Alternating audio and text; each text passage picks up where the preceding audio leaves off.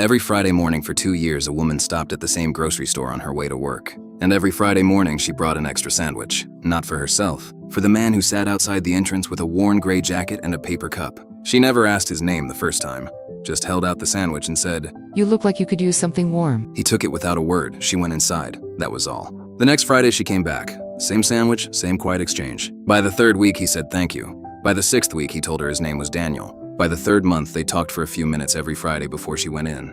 About the weather, about the neighborhood, about nothing in particular. He learned she was a retired school teacher, that she had 3 grown children, that she walked to the store every Friday because her doctor told her to move more, and she had turned it into something she looked forward to. She learned he had served in the military for 11 years, that he had a daughter somewhere he had not spoken to in a long time, that he was working on that. 2 years passed the way quiet things do, without announcement. Then one Friday, she did not come. Daniel waited, told himself she was probably just late, told himself the same thing the following week. On the 3rd Friday, he walked inside the store for the first time, found the manager and asked if she knew a woman named Margaret, retired teacher, came every Friday morning. The manager looked at him for a moment, then said quietly, "She passed away 2 weeks ago. Heart attack. Very sudden. I am sorry." Daniel stood there in the middle of the grocery store holding his paper cup. He asked if she knew anything about the funeral arrangements. The manager wrote down the name of the church on a receipt and handed it to him.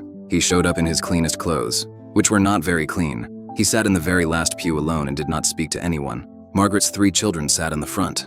They greeted the neighbors, the former colleagues, the friends their mother had known for decades. After the service, as people began to leave, one of her daughters noticed the man in the back who had not moved. She walked over and asked gently if he had known her mother. Daniel looked up and said, "She brought me a sandwich every Friday for 2 years. We talked about the weather mostly and other things." The daughter did not know what to say. "She never made me feel like I was something to be managed.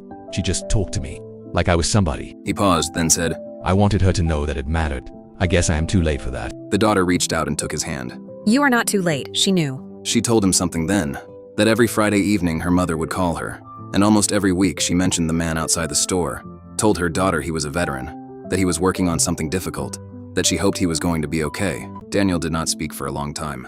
Then he said quietly, "I called my daughter last month. We talked for an hour, the first time in 6 years. He looked down at the paper cup still in his hand. I think Margaret would have liked knowing that." The daughter smiled through tears and said, She would have. She really would have. Nobody in that church knew who he was. He was not famous. He was not powerful. He did not change the world. He was just a man who showed up on a Friday to say thank you to someone who had already gone. And somehow that was everything. Drop a heart if someone in your life deserves to hear that they mattered, and you still have time to tell them.